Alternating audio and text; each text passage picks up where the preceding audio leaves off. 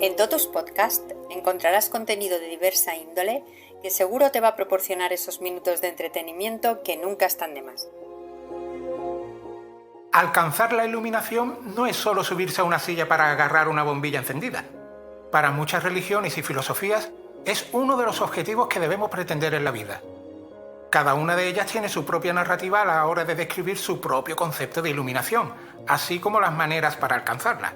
Hola, José. Buenas, Antonio. Y todas comparten esa obligatoria necesidad de liberar el espíritu.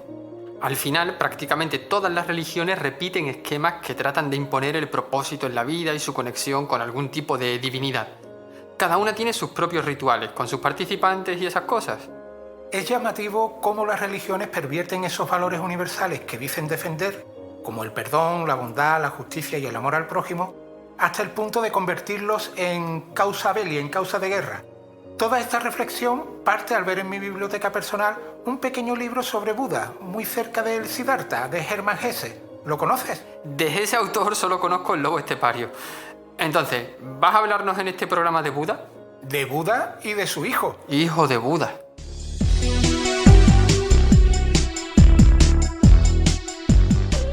Para situarnos, antes de hablar del hijo de Buda, vamos... Qué tontos somos. He dicho caca.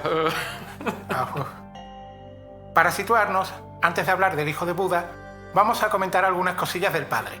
La verdad es que los registros históricos y las tradiciones budistas no concuerdan completamente en cuanto a las fechas del Buda histórico. Los historiadores establecen que vivió entre los años 560 y 480 antes de la era común, y algunas escuelas budistas la sitúan entre el 623 y el 543. Vamos, unos 100 años de diferencia más o menos. Lo dejaremos en que vivió alrededor del siglo V a.C. y no discutamos más. Y como también pasa con otras religiones, esta deidad personificada que fue Buda tampoco dejó ningún legado directo de su puño y letra. Sus enseñanzas fueron transmitidas oralmente por varias generaciones antes de ser registrada por escrito. O, dicho de otra forma, esas enseñanzas fueron susceptibles de haber sufrido cambios o adaptaciones según la generación de seguidores que se encargaban de transmitir esas enseñanzas de Buda. Tanto es así que muchos investigadores son escépticos sobre la certeza de lo que realmente enseñó Buda. Hay que considerar una dificultad añadida, y es que los primeros escritos sobre las enseñanzas de Buda fueron escritos en chino, tibetano, sánscrito y otras lenguas indoarias, con sus correspondientes traducciones e interpretaciones.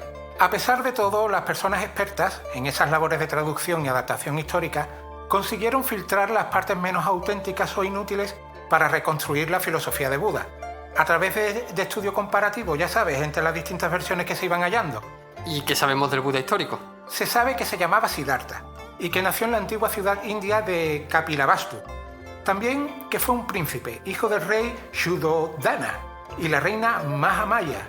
Y como toda divinidad personificada, su llegada al mundo está acompañada de una leyenda. ¿Otra paloma haciendo de la suya? Nada de palomas. Un elefante, José. ¡Oh, Dios mío! Puestos a inventar, había que hacerlo a lo grande. El caso es que la madre de Buda soñó con un elefante blanco adentrándose en su vientre. Bueno, sigue. No quiero contar la imagen que se me ha venido a la mente. Sigue. Nada, hombre. Tú interrumpe, que es lo tuyo. Sigo. Después de 10 meses lunares, en un jardín, el niño emergió del brazo derecho de la reina con la habilidad de caminar y hablar de inmediato. Cada paso que daba era anunciado por una flor de loto cuyos pétalos aparecían bajo sus pies. ¿Y heredó la trompa del padre o...? Lo que hizo el padre fue convocar a los astrólogos de la corte, quienes anunciaron que el niño sería un monarca universal, un Buda. En sus primeros años demostró una conexión especial con el mundo espiritual. Se dice que ya de muy joven se quedaba meditando bajo un árbol, inmóvil, durante días enteros. Pues como príncipe se podía permitir eso de quedarse sentado sin hacer nada. Total, estaba rodeado de lujos. Era un poco más tranquilo que Froilán, la verdad. Lo que le pasó a Buda fue que, con 29 años, salió del entorno palaciego por primera vez para echar un vistazo al mundo real. Y lo que vio fue pobreza, enfermedad y muerte. Así que decidió abandonar la corte para buscar la verdad más allá del sufrimiento. Bueno, le dio tiempo a vivir a cuerpo de rey durante sus primeros 30 años de vida. Aquella búsqueda de la verdad tuvo su recompensa, ¿no? Porque si no, no habría budismo. A ver, fue un proceso de búsqueda que le llevó años y años. Esas cosas no se encuentran de la noche a la mañana. Tú tardas un montón en encontrar tus propias gafas antes de ponértelas. Hombre, claro, porque sin gafas no veo. Por eso tardo tanto en encontrarlas. Pues lo que te estaba contando, que Buda emprendió su viaje espiritual explorando diversas prácticas. Empezó con la meditación yógica y aunque alcanzó estados profundos de concentración, vio que esa práctica no lo llevaría al nirvana. Que el nirvana es algo central en el budismo. Viene a representar un estado trascendental en el que no hay sufrimiento. Su origen etimológico remite a la idea de extinguirse, como el sol cuando se oculta tras el horizonte para dar paso a la noche. Finalmente, Buda consiguió alcanzar la iluminación y decidió compartir lo que había aprendido. Así inició su carrera docente difundiendo las enseñanzas del camino hacia la liberación del sufrimiento hasta el final de sus días. Y en todo este proceso de búsqueda de la iluminación, ¿tuvo tiempo para engendrar un hijo? Sí, porque antes de marcharse de palacio buscando el nirvana, Buda usó el aditamento viril con el que le proveyó Natura. La trompa de su padre, ¿eh? El hijo de Buda se llamaba Raula, y cuando le dijeron que fuese a buscar a su padre a pedirle lo que le correspondía como heredero a la corona, Buda lo que hizo fue ordenarlo monje. Así que Raula, el hijo de Buda, terminó siendo discípulo de su padre. En pocas palabras, Buda abandonó a su esposa justo después de que naciera su hijo. Hay que ser hijo de Buda también, ¿eh? Yeah. A ver, hubo textos que intentaron salvar esta imagen no tan positiva de Buda y hablan de Raula como un discípulo más, un monje que no tiene parentesco con Siddhartha. Pero oficialmente se asume que sí, que Raula fue un hijo de Buda. Y según consta en la tradición, los otros discípulos le pusieron de apodo el afortunado. He leído que Raula figura entre los 10 grandes discípulos de Buda. ¿Qué aprendió de su padre? Aprendió el camino hacia la iluminación. ¿Qué te crees? Ajá. Recibió enseñanzas sobre la verdad, la autorreflexión y todas esas prácticas y conceptos budistas para la consecución del nirvana. Al parecer murió antes que su padre, pero claro, depende del texto que pilles, te cuenta si fue así o no, porque también se afirma que sobrevivió a Buda. Elige tu propia aventura. A eso se dedican los intérpretes de las Sagradas Escrituras. Hombre, para el relato es mejor que sobreviviese al padre, ¿no? Claro, porque así se defiende que fue el principal protector del legado de su padre, hasta la llegada del próximo Buda. Entonces se asume que Siddhartha tuvo un hijo llamado Raula, que fue su principal discípulo y quien se encargó de continuar las enseñanzas de su padre. Sí, es un buen resumen, José.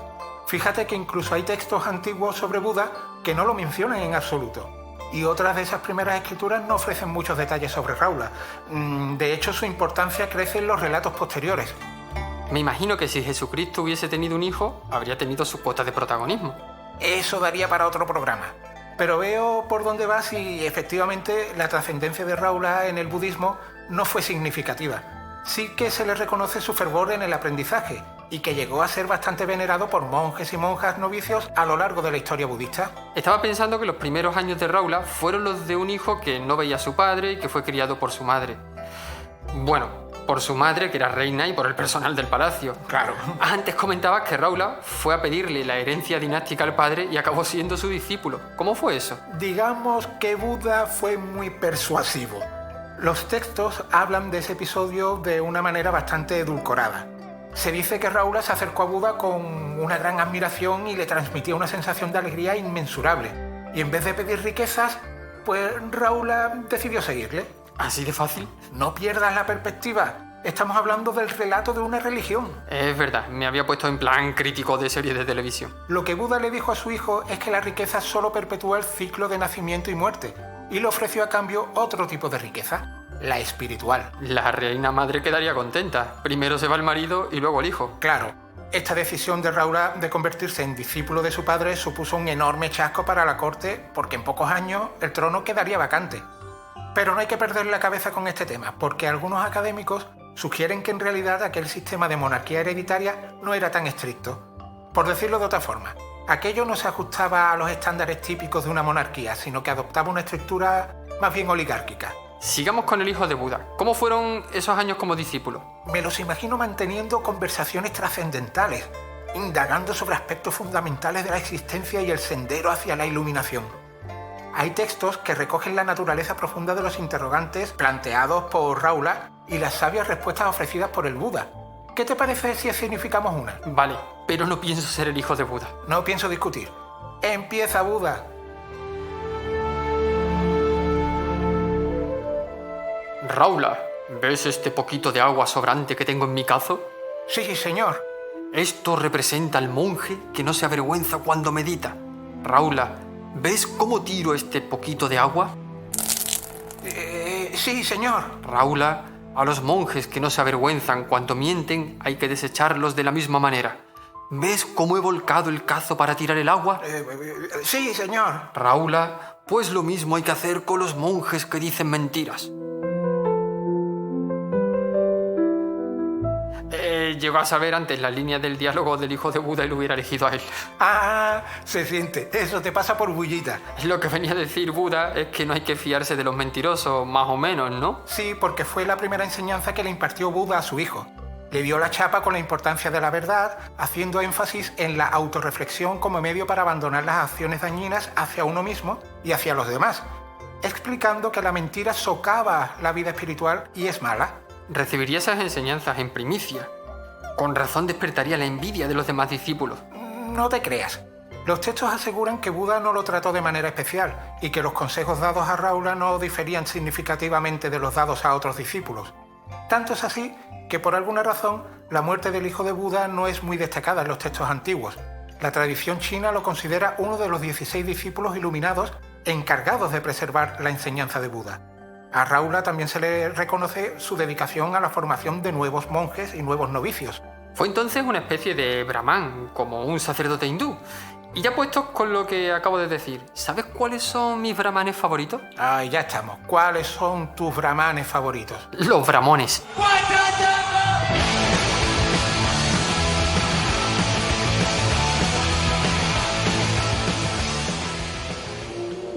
Gracias por escuchar y apoyar Totus Podcast. Síguenos en la web www.totuspodcast.com y en nuestras redes sociales. Hasta el próximo programa.